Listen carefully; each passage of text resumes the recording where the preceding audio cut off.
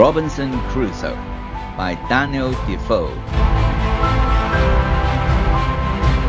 Part 9. Exploration of the Island. During my 4th year on the island, my clothes were already very old. Instead, I began using the skins of the animals I killed. I made myself a cap and some other clothes entirely out of those skins. They kept me cool in the heat and protected me from the heavy rain. But the clothes weren't enough. I also needed an umbrella for the same purposes. It took me a while, but I succeeded in making one. I was quite happy with my life on the island. I had everything what I needed for my life on the island.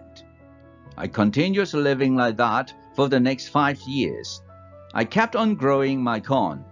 I continued drying grapes to make raisins. All my activities remained the same.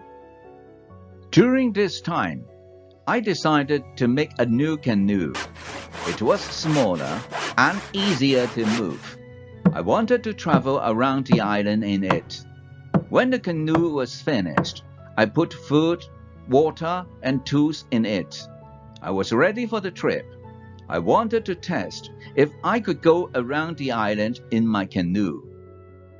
It was the 6th of June, on the 6th year of my stay on the island, that I started this trip. I faced the danger as soon as I started my journey.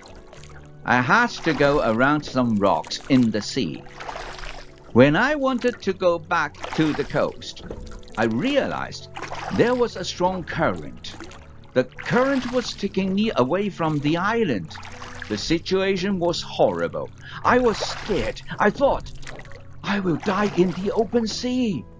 I didn't have enough food and water for a long journey. I fought very hard against the current for 2 hours.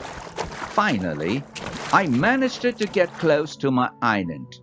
I could continue my trip around the island. Now I knew I was stronger than the currents around the island.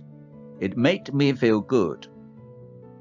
Soon, I found a small river which went further inside the island. But I got nowhere because soon the river was very narrow. Stones blocked the way. I couldn't continue. I got off my canoe. I went to explore this part of the island. It wasn't far from the part of the island which I knew. I even found a way to my house in the valley. I was so tired from the trip that I fell asleep. I was woken by a voice. The voice was saying my name. Robinson, where are you? Robinson, where are you? I was scared at first, but then I saw my parrot Poe on the top of the hatch. He learned the phrases I repeated to myself so many times. Now he was saying them with the same intonation I used. I was surprised to find the parrot here, because I left it in my house. Still, I was happy to hear someone talk to me. I left the canoe there and returned home with the parrot.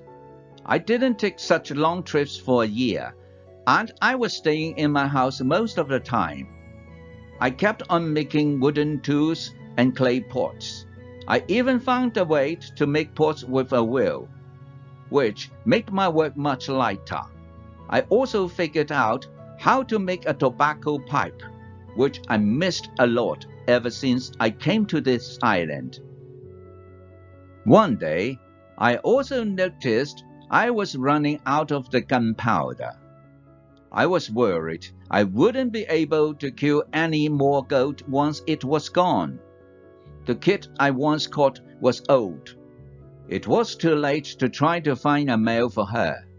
I wanted meat, but I didn't have the heart to kill her. One day, she died a natural death.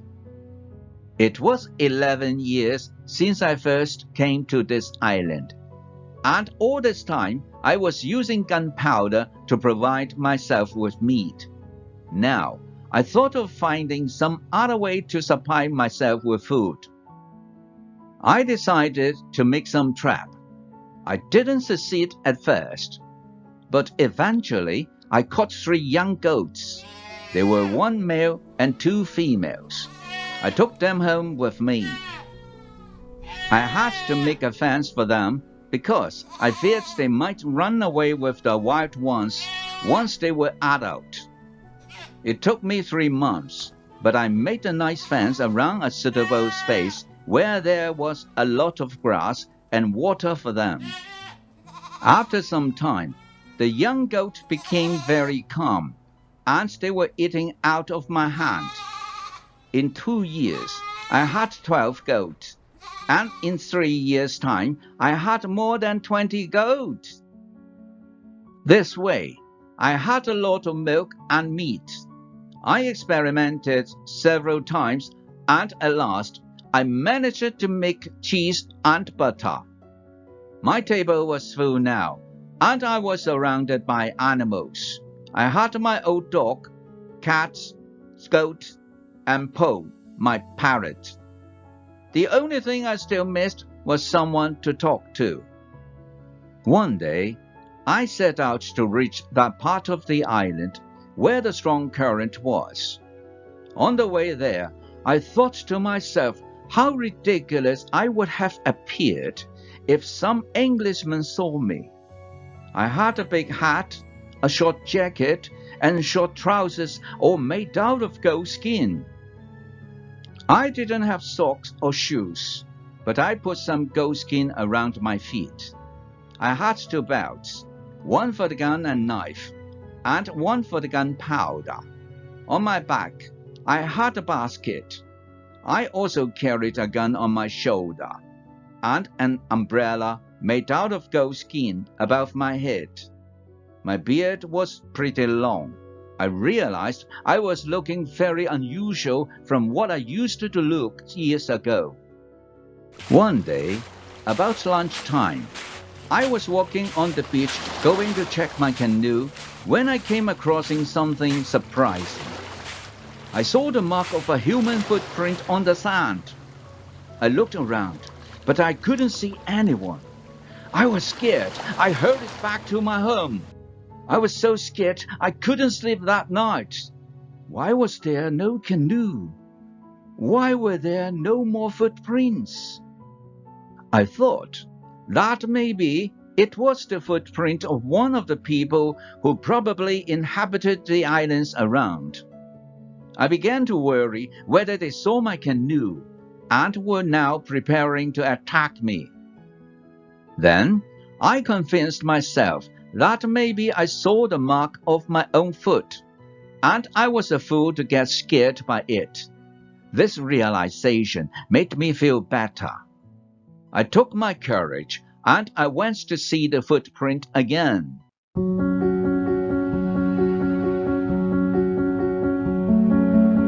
This is the end of part 9, to be continued in part 10. If you like this story, please like, share, and subscribe. See you then.